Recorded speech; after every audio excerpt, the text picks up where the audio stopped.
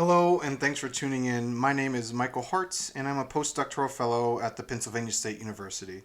I want to begin by thanking Bob Volpicelli and Remy Yurgo for not only organizing this panel, but for their own insightful and incisive work in disability studies that have helped shape my own thinking about the field.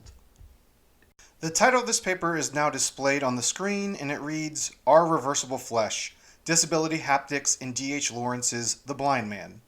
With this presentation, I have two particular aims. First, I want to reiterate and to reverberate the argument put forth by disability scholars, most prominently by Janet Lyon, that disability was often generative for fiction writers if problematic for their personal interactions with disability. Second, I want to use an example of this phenomenon, Lawrence in his short story, to explore how representations of physical disability in literature not only challenge normative modes of being by presenting alternative embodiments, but also how these representations equally challenge philosophical and intellectual normativities. As part of this exploration, I elaborate how Lawrence's work with acquired blindness and its subsequent inducement of a haptic embodiment dismantles traditional understandings of the relationship between vision and touch, specifically by connecting Lawrence's story to the philosophical work of noted French phenomenologist Maurice Merleau-Ponty. Okay, so as Janet Lyon cogently argued in her 2012 article On the Asylum Road with Woolf and Mew, quote, modernist aesthetics, with its emphasis on disproportion, fracture, and incompleteness, shares with disability theory a foundational contestation of the category of the normal, end quote.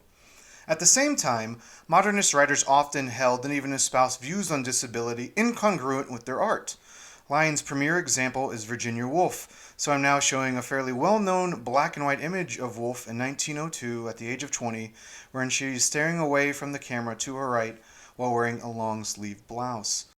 Lyon cites specifically an entry from Virginia Woolf's journal wherein Woolf, upon seeing, quote, a long line of imbeciles, concludes they should certainly be killed.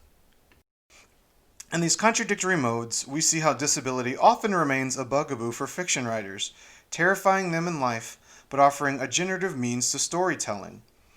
D.H. Lawrence represents a similar case of contradiction, so I'm now projecting a black and white image of him. He is looking somewhat menacingly beyond the camera and wearing a well-fitted suit and tie. In a lengthy letter to his friend and fellow writer Blanche Jennings, dated 9 October 1908, Lawrence remarks, if I had my way, I would build a lethal chamber as big as the Crystal Palace, with a military band playing softly, and a cinematograph working brightly. Then I'd go out in the back streets and main streets and bring them in, all the sick, the halt, and the maimed. I would lead them gently, and they would smile me a weary thanks, and the band would softly bubble out the Hallelujah chorus.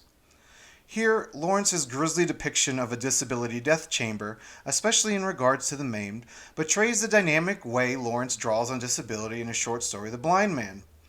Written in December 1918 and first published in the July 1920 issue of the English Review, The Blind Man describes in great detail the lived experience of Morris Pervin, a World War I veteran blinded in Flanders and with a resultant disfiguring mark on his brow.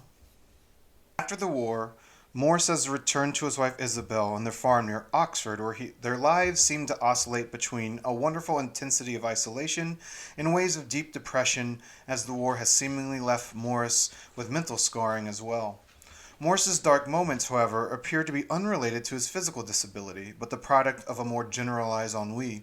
In fact, as Lawrence writes, life was still very full and strangely serene for the blind man, peaceful with the almost incomprehensible peace of immediate contact in darkness. With his wife, he had a whole world, rich and real and invisible. Here we can begin to appreciate the ligatures between Lawrence's literature and Maurice Merleau-Ponty's theories concerning vision and haptics, especially in Merleau-Ponty's final unfinished work, The Visible and the Invisible, which announces that, quote, the flesh is at the heart of the visible world. I'm now showing a black and white image of Merleau-Ponty, who looks directly at the camera with a slight frown. He's in a suit and tie, and his hair is slicked back.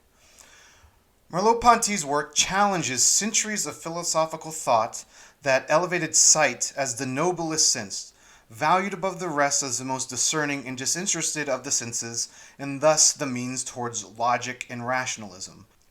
For Merleau-Ponty, the world of the visible innately relies on what he terms the sensible flesh, that which can feel and can be felt. Thus, concludes Merleau-Ponty, haptics prove a vital component of being in the visible world.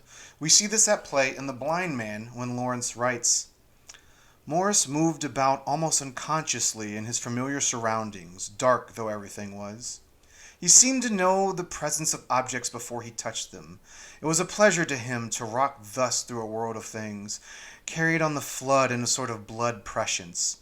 He did not think much or trouble much, so long as he kept his sheer immediacy of blood contact with the substantial world.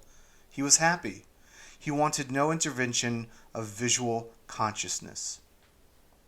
Here, Morris's so-called blood prescience reminds me of Merleau-Ponty's famous folded flesh metaphor of the hand touching itself, thus becoming both the perceiver and perceived all at once. This act of giving while receiving allows for a haptic understanding of both the world and the self that does not necessarily rely on the privileged position of vision.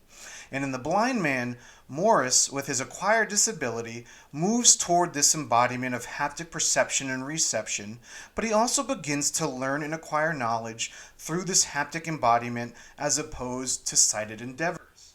We see this new kind of haptic embodiment in a pivotal scene towards the end of the story. To counter one of their oscillating bouts of depression, Morris encourages his wife to invite her old friend and distant cousin, Bertie Reed, to come visit. While Isabel and Bertie have remained close throughout their lives, Bertie and Morris have a strained relationship, which has kept Bertie from the Pervin residence since before the war and since before Morris became blinded. Bertie arrives and falls into old rhythms with his cousin, enjoying a sighted world unavailable to Morris, one filled with undetectable facial expressions and gestures. As such, Morris returns to what he knows best, the world of haptics. Out in the dark at the barn, tending to the animals, Morris is suddenly greeted by Bertie, who has been sent by Isabel to retrieve him. Here, Morris asks Bertie if he minds if he touches him so as to truly know him. Bertie shrinks away, quote, instinctively, but meekly acquiesces. The experience is harrowing. As Lawrence notes, Bertie stood almost annihilated, unable to answer. And then Morris asks Bertie to touch him. Touch my eyes, will you? Touch my scar. Lawrence describes that scene as follows. Now Bertie quivered with revulsion, yet he was under the power of the blind man, as if hypnotized. He lifted his hand and laid the fingers on the scar, on the scarred eyes. Morris suddenly covered them with his own hand, pressed the fingers of the other man upon his disfigured eye sockets, trembling in every fiber, and rocking slightly, slowly, from side to side. He remained thus for a minute or more, whilst Bertie stood as if in a swoon, unconscious, imprisoned. Here it is Bertie who is forced to understand the world through his sense of touch. Indeed, many disability scholars have focused on Bertie's haptic education in this moment, including Janet Lyon in her forthcoming monograph, Idiot Child on the Fire Escape, Modernism and Disability. Lyon explains that this is, quote, an education that compels Bertie to recognize his own fictions of blindness, end quote, and to a broader extent, his own fictions of disability in general. That is the central revelation of the story, according to Lyon, quote, that disability is not only reversible, but utterly contingent, end quote.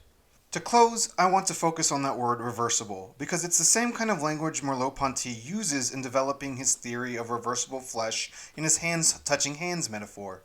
So while Lyon and others see this moment as fundamental to Bertie's newfound understanding of disability, I want to argue that it is also Morris who learns in this encounter. By feeling Bertie feel his eye sockets and his scars, Morris begins to better understand his own disfigured appearance by being touched. Whereas Lyon attributes the ambiguous trembling in every fiber in this scene to Morris, what if it is in fact Bertie who is trembling? What if it's not Bertie feeling the trembling in the fibers behind Morris's eye sockets, but rather Morris feeling the trembling in Bertie's hands as they touch his face? Better yet, to keep the theme of folded flesh at hand, what if it's both?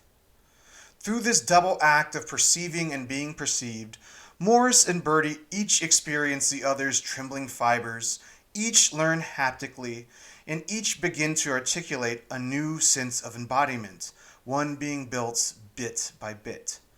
Whereas disability studies often understands blindness and haptic learning in the sense of touching, Lawrence's story reveals the equal importance of being touched.